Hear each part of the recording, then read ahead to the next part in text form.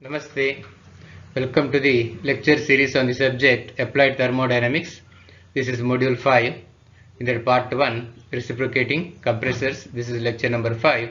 Myself, Dr. N. Satish Kumar, Associate Professor of Mechanical Engineering, Canara Engineering College, Bantwal. So in this lecture, let us solve few numericals and we'll continue in the next lecture as well. So the first numerical, a single cylinder, single acting reciprocating air compressor has a cylinder dia of 24 cm and linear piston speed of 100 meter per minute. It takes in air at 100 kilopascal and delivers at 1 megapascal. Determine the indicator power of the compressor. Assume the law of compression to be PV to the power 1.5 is equal to constant. The temperature of air at inlet is 288 Kelvin. Neglect clearance effect. Okay, so single cylinder, right? Single acting reciprocating air compressor. So cylinder diameter is given 24 centimeters, so that is 0.24 meter. And linear speed of the piston. You see now, if this is a cylinder, right? So piston will be reciprocating inside this cylinder. So stroke length is L. Suppose this is the stroke length from here to here. So in forward stroke, the pistons covers L meters. That is in the forward stroke. Or let us begin from the other stroke. Okay. Okay. That is first. Let us start from the compression stroke. Suction. So suction stroke wherein inlet valve is opened and the air enters. Okay. So during that the distance traversed by the piston is L. And next compression delivery again L. So total distance traveled is 2L per cycle. So one rotation is one cycle is completed for compressor. So distance traveled by the piston in one cycle is 2L meters. Now it is given, it is in meter per minute. That means this cycle should go, and in place of that it should come meter per minute. For that, this 2L you have to multiply by the speed of the compressor, which is N, number of cycles per minute. So when you multiply 2L per cycle with the number of cycles per minute, so it becomes 2L meter per cycle. Okay, so you are multiplying with number of cycles per cycle gets cancelled, so it becomes 2Ln meter per minute. So this is called as the linear piston speed. All of you should understand this. So this is called as the linear piston speed, 2Ln. So 2Ln is given as 100 meter per minute. So whenever it is given as linear piston speed, so you have to take it as 2Ln. Okay. Then intake pressure is 100 kilopascal and delivery pressure is 1 megapascal. 1 mega is 10 to the power 3 kilopascal or 1000 kilopascal. Determine the indicated power. Okay, you have to find out the indicated power of the compressor, assuming the law of compression to be PV to the power 1.25 is equal to constant. That means N is equal to 1.25. Temperature of the air at inlet is 288 Kelvin. So clearance effect is neglected. Okay, so given data is once again noted because it was there in the previous slide. So just for your reference, and this is a diagram. Okay, so the law of compression is PV to the power 1.25 is equal to C. So it is compressing from 100 kilopascal to 1000 kilopascal. So clearance is neglected, you can clearly see. So the pressure ratio P2 by P1 is equal to 1000 by 10 is equal to 10.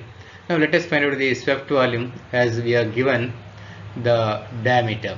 So swept volume in meter cube per minute, because meter cube per cycle you cannot find out because you don't know the value of L, but 2Ln is known. Okay.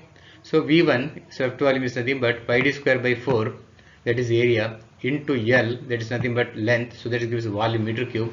So meter cube per cycle into N, which is cycles per minute, so that gives a meter cube per minute. So here 2Ln is given, Ln is not given, but Ln is 100 by 2 here. See, that is what. So pi by 4, d square is 0.24 square in place of Ln, because 2Ln is 100, so Ln is 50 or 100 by 2. So if you substitute, you will get it as 2.261 meter cube per minute. So set volume in meter cube per second. So you have to divide this 2.261 by 60.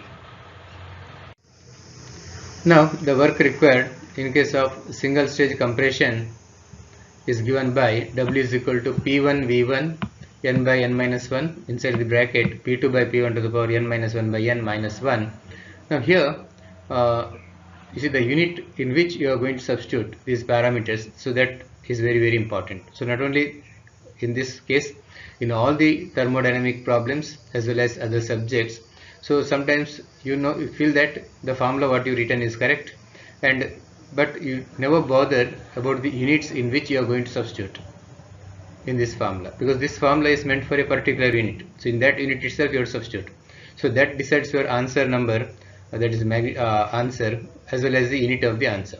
For example, here you see your P1 is here in this formula. If P1 is substituted in kilopascal, then you will get kilojoules as the work. If P1 is substituted in pascal, you will get it as joules. So P1 is making difference here. The number, answer number, so it is making difference here. So it is decides whether it is joules or the kilojoules. Also you have the V1 here. So in this problem I am substituting it as this is swept volume in meter cube per second. So that second comes here, right here also. Suppose in general we won't substitute in meter cube per second, so we will substitute in meter cube per cycle. So then your answer will be here kilojoules per cycle, here it will be joules per cycle. You see, that's what very important in solving any numerical, for that matter any subject. Not only the formula is important, the unit in which you are going to substitute, so that also makes the difference. So now substitute here, now it is substituted, it's 100 kilopascal. V1 is 2.261 by 60 from the previous slide, n by n minus 1, here P2 by P1 to the power n by n minus 1 by n minus 1. So unit I wrote it as kilojoules per second. So joules per second is watt. Okay, so directly what answer you get is 11.03 kilowatt or kilojoules per second. Okay, so therefore indicated power of the compressor is 11.03 kilowatt.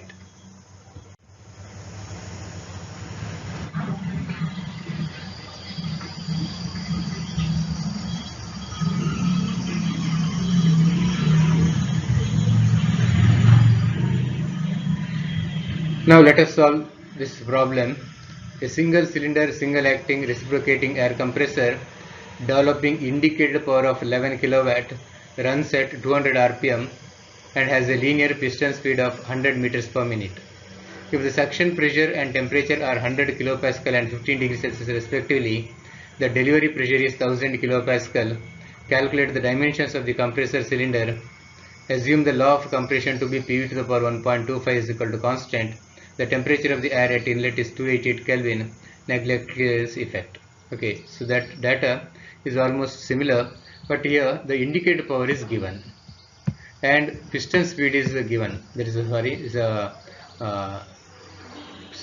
speed of the compressor is given. Speed of the compressor shaft is given and linear piston speed. So like to previous problem, so it is given same value 100 meter per minute. Suction pressure is 100, temperature is 288, same. Delivery pressure is 1000, law of compression is same. Inlet temperature is also same. Clearance is neglected. So almost same, but you have to find out the dimensions of the compressor cylinder. So D and L you have to find out. So W is equal to 11 kilowatt. Actually it's W dot here. Okay, it's power W dot. Okay, rate of work. Okay, 11 because it is given kilowatt. That means V1 either should be meter cube per second or mass should be in kg per second in the work formula. Then you get kilowatt. N is 200, 2ln is 100. So I think L here itself you will get the value of L here because 2ln is given, N is given. P1 100, T1 15 degrees Celsius or 288 Kelvin, P2 is 1000, N is 1.25.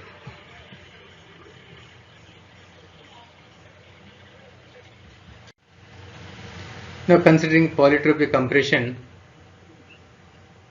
considering the polytropic compression process 1 to 2, so for which you can write P1 V1 to the power n is equal to P2 V to the power n. So V1 by V2 you can write as P2 by P1 to the power 1 by n, so which comes around 6.31. So you are finding the ratio of the volumes.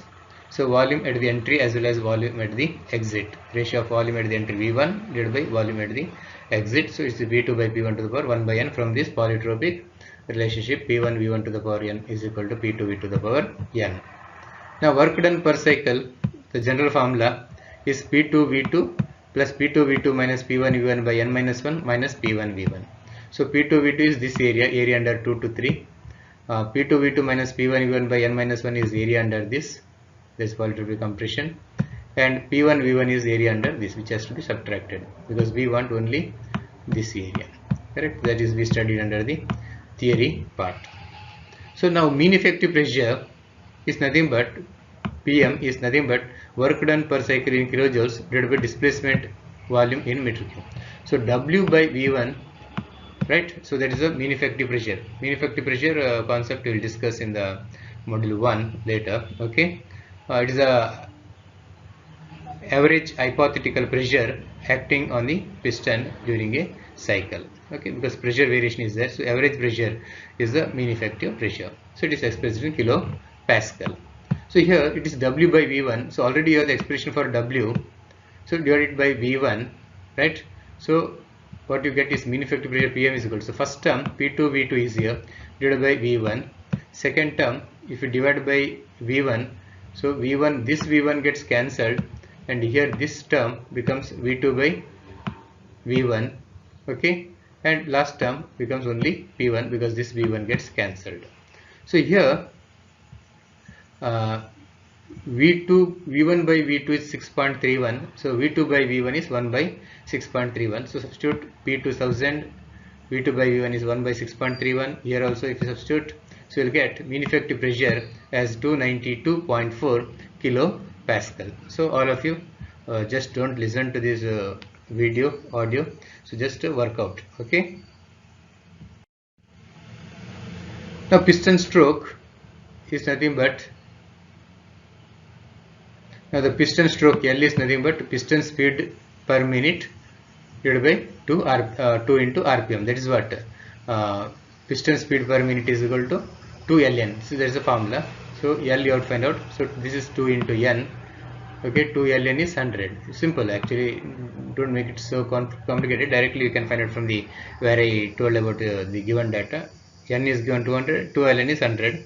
So substitute 200. So you will get L as 20.25 meter or 25 centimeter. Now don't get confused with this formula. So it is actually piston speed, linear piston speed per minute is equal to 2 Ln formula. So L is piston speed per minute divided by 2 into capital N. Now indicated power of the compressor is nothing but PM LAN in watts, provided this is substituted in Pascal. Suppose if this is substituted in kilopascal, then you will get kilowatt here. That is what the kilo, if any term is having a suffix kilo, so that is very, very important, that kilo or mega, so that will be attached with the unit of the answer. So here PM, if it is Pascal, so then this indicated power will be watt. If it is in kilopascal, indicated power will be kilowatt. Now here small n is the number of cycles per second, so there is nothing but 200 by 60, because watt is nothing but joules per second. So one of the terms here should be per second, so that is nothing but small n, which is the number of cycles per second, 200 by 60. Now let us substitute. So indicated power of the compressor is given as 11 kilowatts, since you are the formula for watt. So let us substitute in watt itself. So 11 points in 10 to the power 3 watt. PM is 292.4 into 10 to the power 3. So that is also converted. Actually answer is indicated power is given in kilowatt, 11 kilowatt. So here also directly you should have substituted 292.4. So that this 10 to the power 3 and this 10 to the power 3, no need to write. You see, now also it becomes same, no issues. Okay, so that is what whenever you substitute, so you should understand the formula first and the units of the various physical quantities which you are going to substitute, right? So here 11 you can substitute in kilowatt, then 292.4 itself is enough, because 10 to the power 10 to the power is not required. If you substitute 10 to the power 3 on either side, then you have to do it on both sides. Then L is 0.25, area sorry, it's pi by 4 here. Pi by 4 is written as 0.7854. D by 100 square, because D has to be converted into meter. Then this is 200 by 60. So you'll get D as 23.98 centimeter. Okay. Now let us solve this problem. A single cylinder, single acting reciprocating air compressor is belt driven from an electric motor at 300 rpm. The cylinder diameter is 20 cm and the stroke is 24 cm. The air is compressed from 1 atmosphere to 8 atmospheres, and the law of compression is PV to the power 1.25 is equal to constant. Find the power of the electric motor if the transmission efficiency is 96% and mechanical efficiency of the compressor is 85%. Neglect clearance effect. Okay, a single cylinder, single acting reciprocating air compressor is driven by electric motor, belt driven it is, which is running at 300 rpm. The cylinder diameter is given, stroke length is given, and compressed from 1 atmospheric. P1 is 1 atmospheric, P2 is 8 atmospheric. Law of compression is given, so N is equal to 1.25. Power of the electric motor if the transmission efficiency is 96% and mechanical efficiency of the compressor is 85%. That means you see, now suppose if this is the motor, right? So that is used to drive the compressor, so it is coupled to the compressor here. So this is compressor. Now here, if you think the power input to this compressor by the motor is P1, then entire P1 will not be utilized for compression. Some power will be lost due to friction and other effects. So what is available here is P2. So this is less than P1. Okay, and what motor is generating and supplying, let us take it as P3. So P3 will be the power developed in the motor, okay, and when it is supplied to P1 here during this shaft transmission, so there is some loss. So 4% loss is there. So only 96% is supplied. That means P1 is nothing but 96% or 0.96 of P3. So that is the meaning of transmission efficiency. 0.96 times P3. So entire P3 developed by the motor is not given to the compressor. And P2, you see, P1 is what is supplied to the compressor. So entire P1 is not utilized for compression. So what is utilized is P2, which is 85% of P2. P1. Sorry, so it is P2 is equal to 0.85 of P1. So this is what is the relationship. So now you have to find out the electric power motor, power of the electric motor.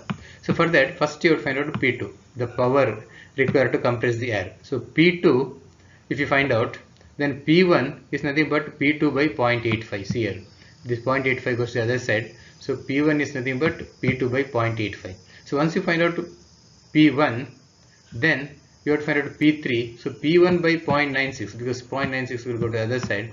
So that gives the P3. That means whatever your power required for the compression you find out, first you divide it by 0.85.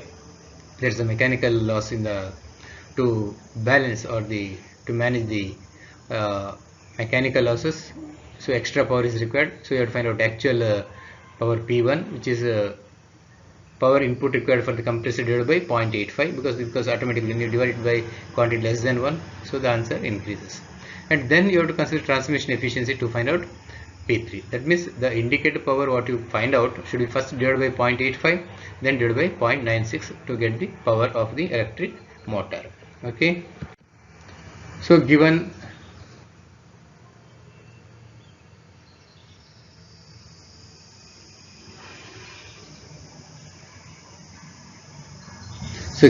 speed 300 rpm, diameter is 20 cm, length is 24 cm, n is equal to 1.25.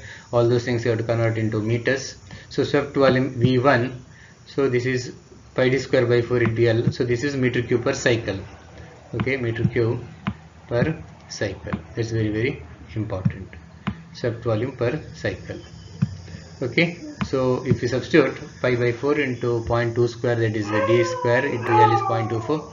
You will get as 0.00754 meter cube per cycle, and work required is nothing but W is equal to N by N minus 1 P1 V1 into P2 by P1 to the power N minus 1 by N minus 1, and after substitution and simplification you will get it as W is equal to 1967.27 joules per cycle. Now work done or work required per second is nothing but work done per cycle into revolutions per second or RPS, or first you can substitute in RPM, then you can divide it by 60 also, that also you can do. You'll get joules per minute first, then you can divide it by 60 to get joules per second, or directly you can substitute in RPS. So it is given 300 RPM, so divided by 60 means it is 5 RPS. Okay, work done just now you calculated 1967.27, so you'll get it as 9836 joules per second or 9836 watt, or indicated power is equal to 9.836 kilowatt. Okay, so this is how you are getting the indicated power for this problem.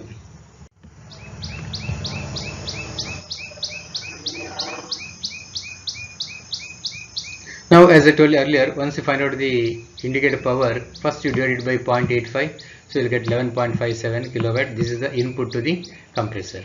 So there is also transmission loss efficiency, loss in transmission. So transmission efficiency is given as 0.96. So if you divide this 11.57 divided by 0.96, so you'll get 12.05. So that is the actual power developed by the motor. You see, power developed by the motor is 12.05. Because of transmission there is some 4% loss. So what is given as input to the compressor is 11.57 kilowatt, and when it goes to compression, actual compression, so the power utilized is only 9.836 kilowatt. So this is what you have to understand as a mechanical engineer, the various losses.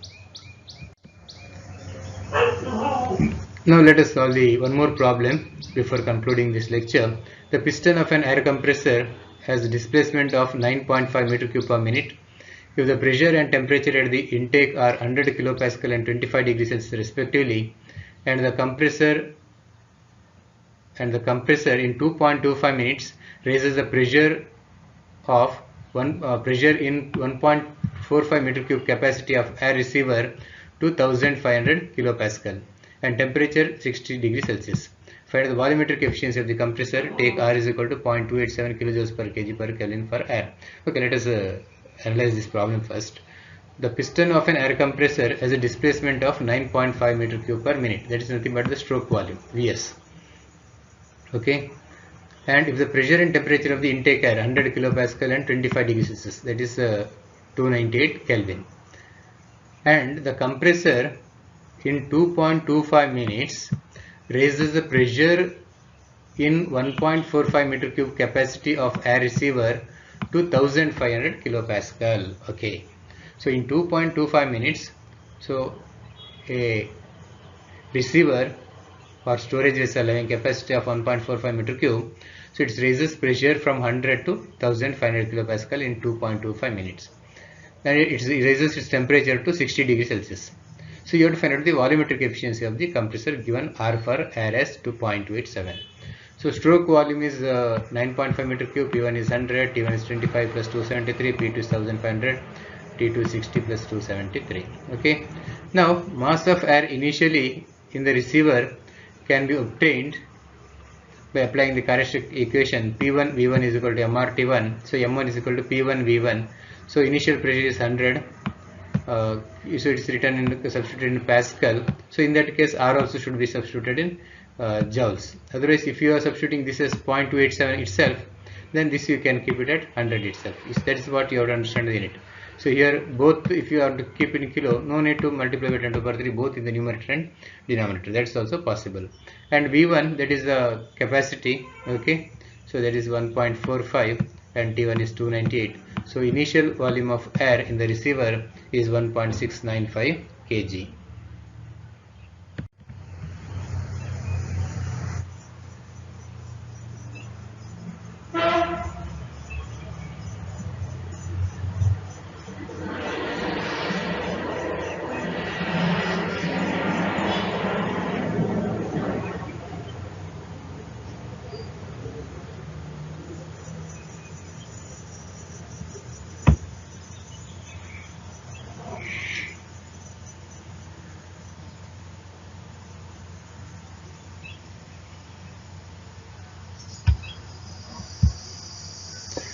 Okay, after 2.25 minutes, the mass of the air in the receiver will be M2, given by P2 V2 by RT2. Since volume of the receiver doesn't change, so V2 is also 1.45, but P2 is changed, R remains same, temperature is changed to 60 plus 273 is 333. you will get 22.758 kg. So this is the mass of the air in the receiver after 2.25 minutes. So what is the mass of air compressed per minute? So final mass m2 minus initial mass divided by 2.25, so you will get as 9.636 kg per minute of air is compressed. 9.36 kg per minute, okay, because it is calculated per minute. Very, very important. Okay. Volume of this air occupies 100 kilopascal at 25 degrees Celsius. So volume of this air, it occupies at 100 kilopascal and 25 degrees Celsius. V is equal to mRT by P. So this is occupying 8 meter cube at the inlet conditions, because whenever you calculate the volume of air or mass of air, it should be calculated for the inlet condition. So inlet condition is 100 kilopascal and 25 degrees Celsius. So this mass you have to convert back into volume, so which comes around 8 meter cube. Okay. So volumetric efficiency of the compressor is it is given, the actual volume of air compressed is 8 and swept volume is given as 9.5. You might go back if you want to see that in the given data or even the question. It is given the swept volume or the stroke volume as 9.5. So if you divide and multiply by 100, you will get the swept volumetric efficiency of the compressor as 84.21%. So I repeat here. So whatever the, you see this volume of mass of air, so that you have to convert into volume V, right? So that is per minute. Okay. And here also swept volume is given 9.5. So actual volume by swept volume, so that gives the volumetric efficiency of the compressor. Okay, so with this let us conclude this lecture number 5, and we'll solve few more numericals in the coming lectures. Okay, thank you.